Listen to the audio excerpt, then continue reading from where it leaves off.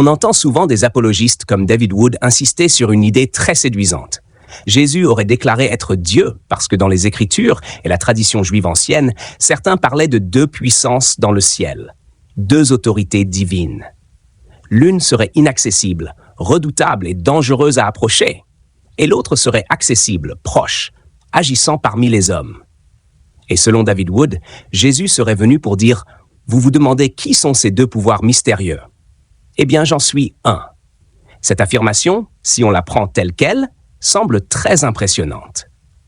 Elle donne l'impression que les évangiles renferment une christologie cachée, qu'ils révèlent un Jésus qui aurait fait des déclarations tonitruantes sur sa divinité.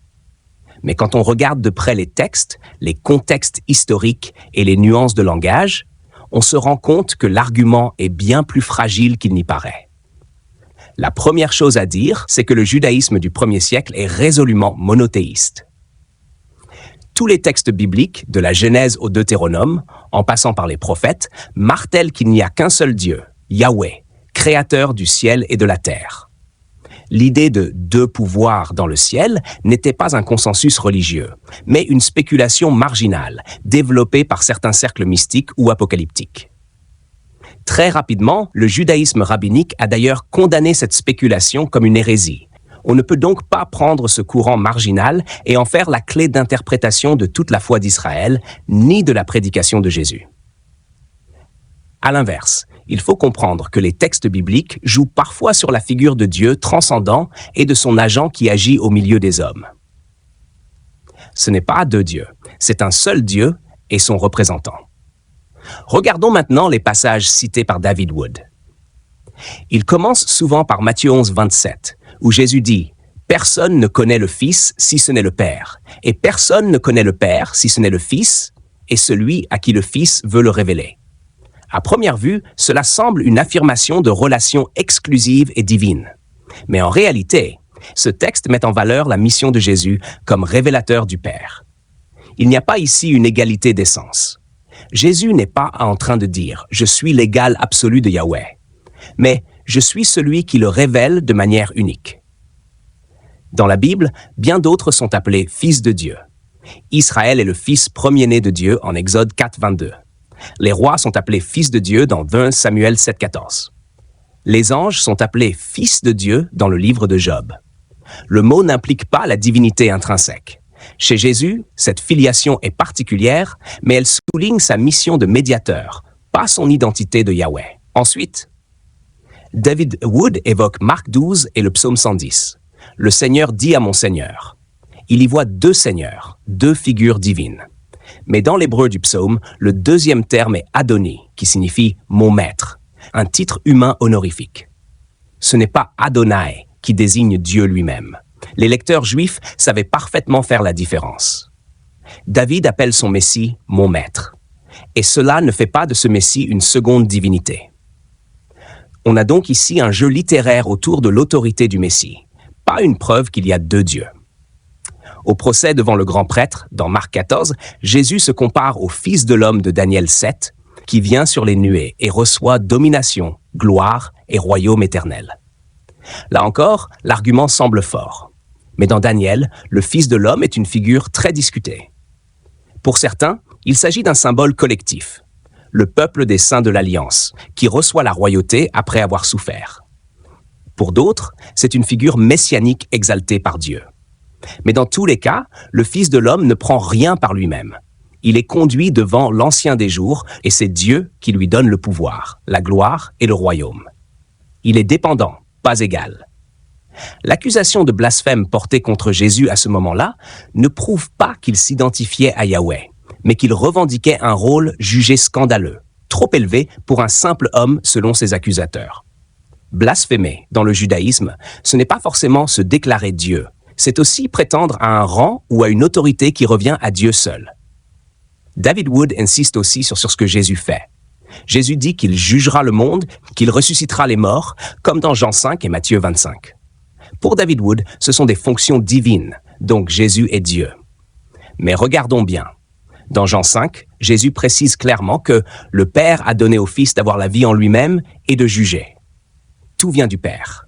Tout est reçu. Cela correspond à un principe juridique juif bien connu. Le shalia, l'envoyé qui agit avec l'autorité de celui qui l'envoie. L'envoyé n'est pas identique au mandataire, mais il agit en son nom. Jésus dit exactement cela. Je fais ce que le Père me confie, je juge parce qu'il me donne ce rôle, je ressuscite parce qu'il m'accorde ce pouvoir. C'est de la délégation, pas de l'égalité d'essence. Dans les lettres de Paul et l'évangile de Jean, David Wood trouve d'autres arguments. Philippiens 2 parle d'un hymne ancien où Jésus, de condition divine, s'abaisse, puis est exalté par Dieu et reçoit le nom au-dessus de tout nom. Pour Wood, cela prouve que Jésus était Yahweh. Mais le texte est clair. Dieu l'élève, Dieu lui donne ce nom. Il y a une hiérarchie. Jésus reçoit, Dieu donne. Dans 1 Corinthiens 8, 6, Paul écrit « Pour nous, il y a un seul Dieu le Père, de qui viennent toutes choses, et un seul Seigneur, Jésus-Christ, par qui sont toutes choses. » Loin de créer deux dieux, Paul articule le monothéisme. Dieu est la source, Jésus est le médiateur.